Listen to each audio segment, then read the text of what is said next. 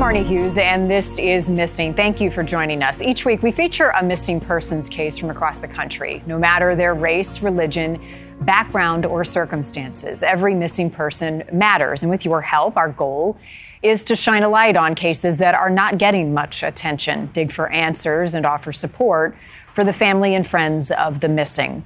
This week's featured case is a mystery spanning now more than 20 years.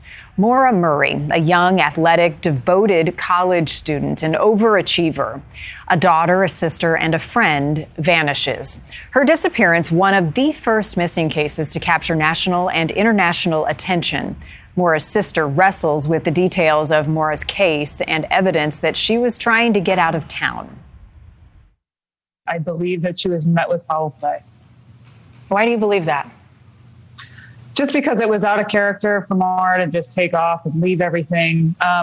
Also, the things that she took with her. So she took textbooks, she took running gear, she took birth control, she took accident forms, and to me, it indicated that she planned to return. In a desperate and exhaustive search for answers, Maura's sister, Julie, is taking matters into her own hands, and she's going to be joining us in just a moment to talk more about the case, the evidence, and theories, which there are countless, that have surrounded Maura's disappearance for years, and some possible new leads in the case. Before we get to that, we have several other missing cases that we want to share that are on our radar. First, a California man is now in custody after allegedly shooting and killing his ex-girlfriend and kidnapping their two daughters. Investigators say Jonathan Maldonado Cruz kidnapped both of his young daughters, trying to flee to Mexico before turning himself in at the border. He is now facing first-degree murder charges and, if found guilty, would face life in prison without parole. Sadly, police have recovered the body of a 12-year-old missing in the Virginia Beach area. The body of Juan Acevedo was recovered from a pond days after he went missing. Juan had been on his way to a friend's house to do some homework, according to his parents, but he never arrived. Police have not released a cause of death or whether they suspect foul play. Our thoughts, of course, are with this young man's family. Another case on our radar is Jennifer Keese, last seen leaving for work in 2006. A normal day by all accounts. She got up, she showered, and she headed out the door. Jennifer's dad feels that his daughter's case has been mishandled from the start. And now, all these years later, interestingly, NASA is playing a role in the search. Here is Drew Keese talking to NewsNation's Ashley Banfield. FDA finally, after 18 years, got involved. And it took them a little while to get going, but boy, they're going now. And I think that it's Jennifer's time in the lineup, I guess, to either be found or not found. But they are truly putting all the resources that they have towards trying to find out what happened to Jennifer. And we couldn't be more grateful. It's been too long. Jennifer's car was found abandoned. Security cameras show images of a man parking the car the day that she vanished. The video is grainy, which is where NASA comes in, a rare request from police to try and figure out who that man was and get a clearer image of a potential person of interest. For Ashley's full interview with Jennifer's dad, you can go to newsnationnow.com. Now to this week's featured case, the disappearance of Maura Murray, 2004, a student at the time at the University of Massachusetts Amherst. It is a missing person mystery that has gotten a lot of attention over the years, which may sound like a good thing, and in most cases it is. But those closest to Maura also believe it's led to a lot of noise and countless theories about her disappearance.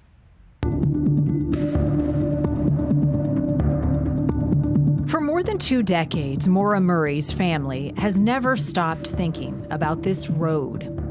Route 11 in North Haverhill, New Hampshire, the spot where their world changed on February 9th, 2004. Maura was 21 at the time, a college student pursuing a career in nursing at the University of Massachusetts Amherst. That morning, she emailed her professors saying there had been a death in the family and she would be gone for a week. Her family says that wasn't true.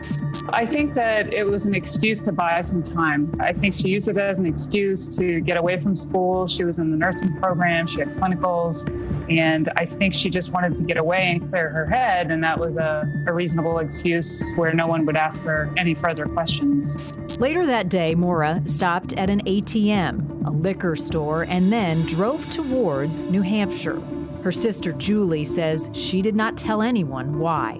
I talked to Maura the Saturday before she disappeared. Everything seemed fine. She was car shopping with my dad. Her car was not running well. But when we spoke that Saturday, she didn't mention anything. She seemed fine. We were just making fun of my dad mostly.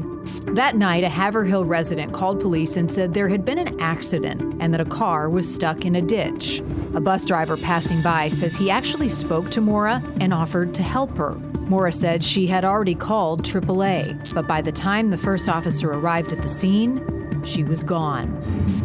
I believe that she was met with foul play. Why do you believe that?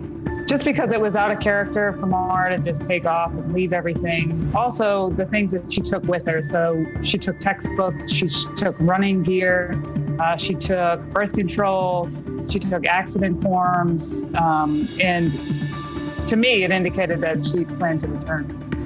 The New Hampshire Department of Justice says Maura's disappearance is being treated as suspicious because Maura vanished just days after the launch of Facebook. The case has been labeled the first crime mystery of the social media age.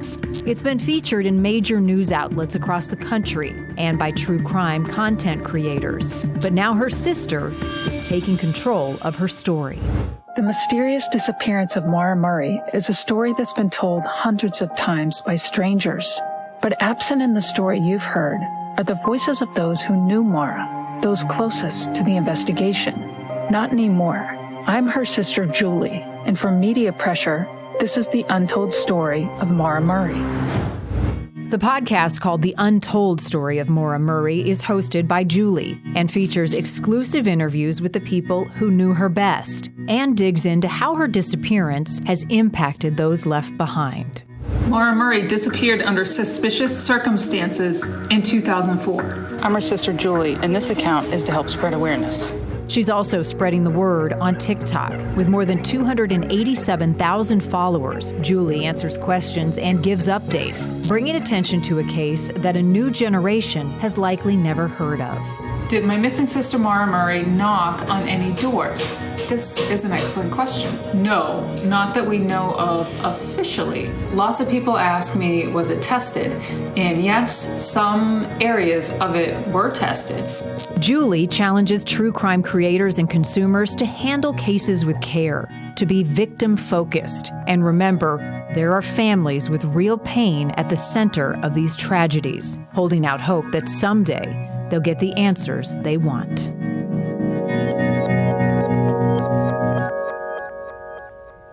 Joining us now, Julie Murray, Maura's sister. Julie, welcome back and thank you for being with us. This Media Pressure podcast that you launched, I listened to your latest episode.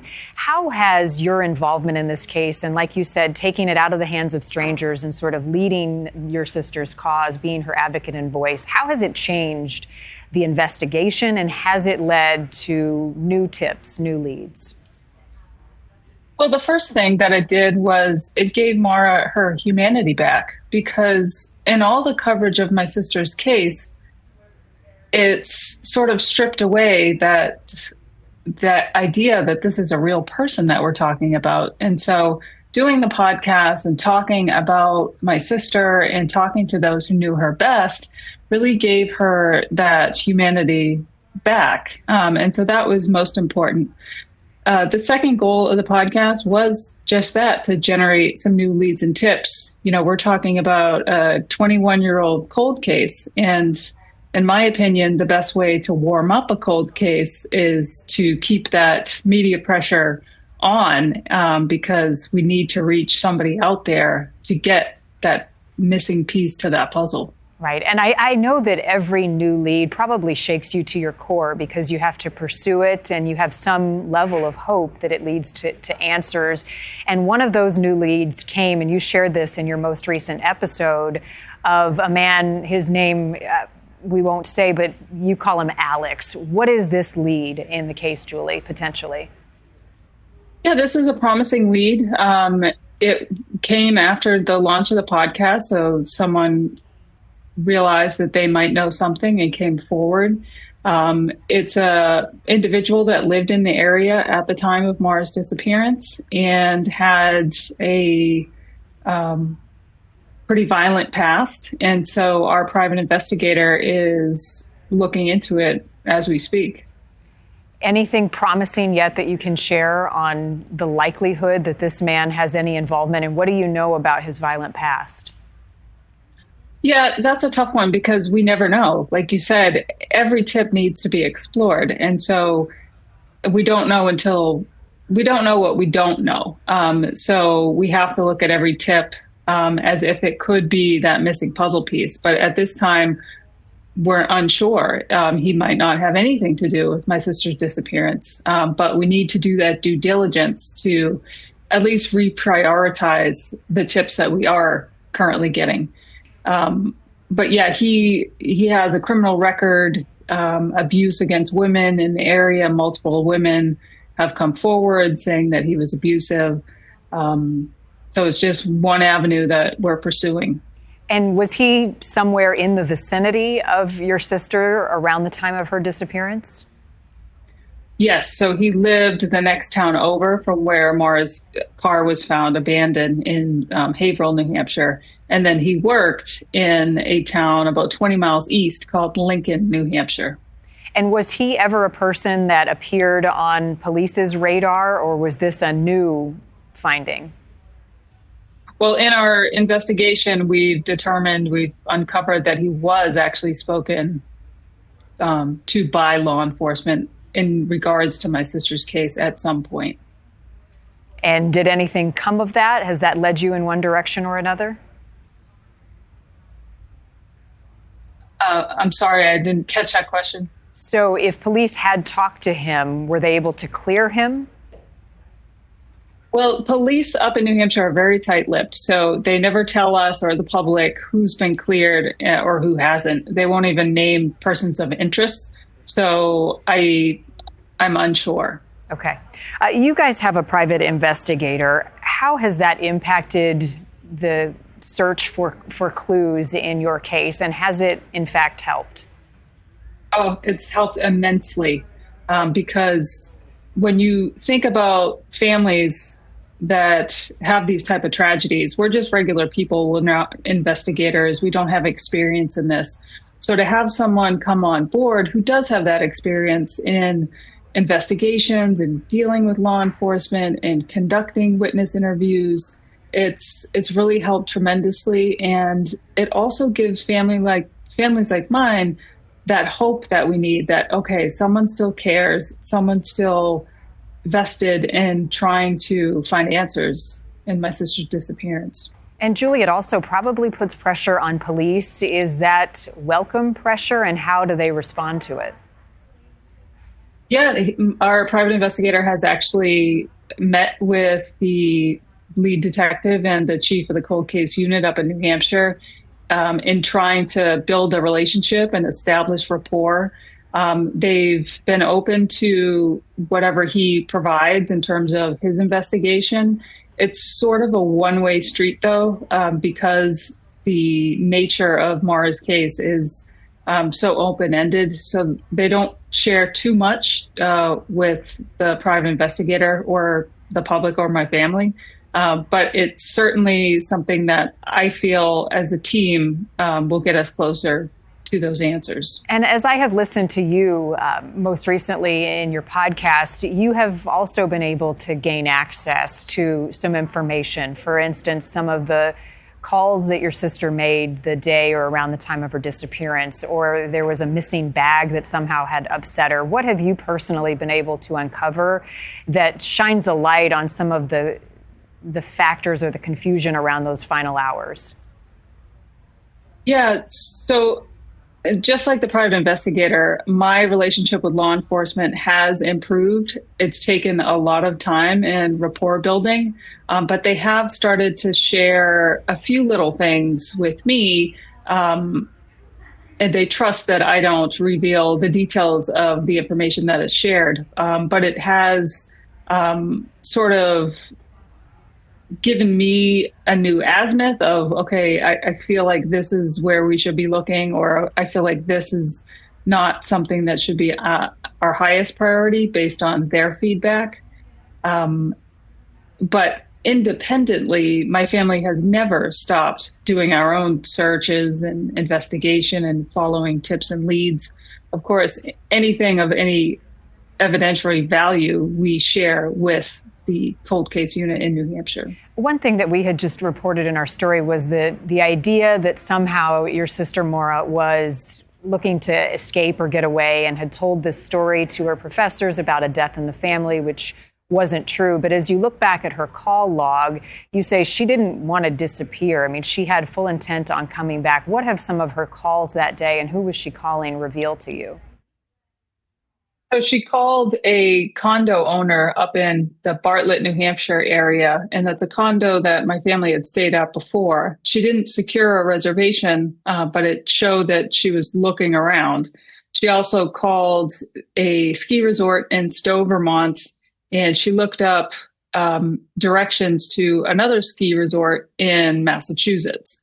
So you've got three very different locations in three different states. And so what that revealed to me is she didn't really have a solid plan on the day she disappeared. And what more can you share, Julie, about this mysterious bag that somehow upset her, that it was stolen or taken or lost? Yeah, there was just a one sentence note in some of the early investigation documents that were released out of UMass that said the Friday before my sister disappeared, she apparently had her bag stolen. And I have heard bits and pieces of this story before, but I still don't know what was in the bag, if she was upset about any contents or just upset that the bag was stolen, as anyone would be. So I'm still trying to track that piece down. What else was in her car, Julie? What other clues did she leave behind? Well, she left a lot behind. She left her school books, which tells me that she was going to attempt to keep up with her schoolwork. And that's another indicator that she wasn't trying to run away forever. She had the intention of coming back. She had her birth control. She had some clothes, not a whole lot of heavy clothes for those conditions, but she did have some clothes. She had some jewelry, alcohol, and a key piece of evidence that was left behind in her abandoned car were some accident forms that we know she would have had to pick up the day that she disappeared.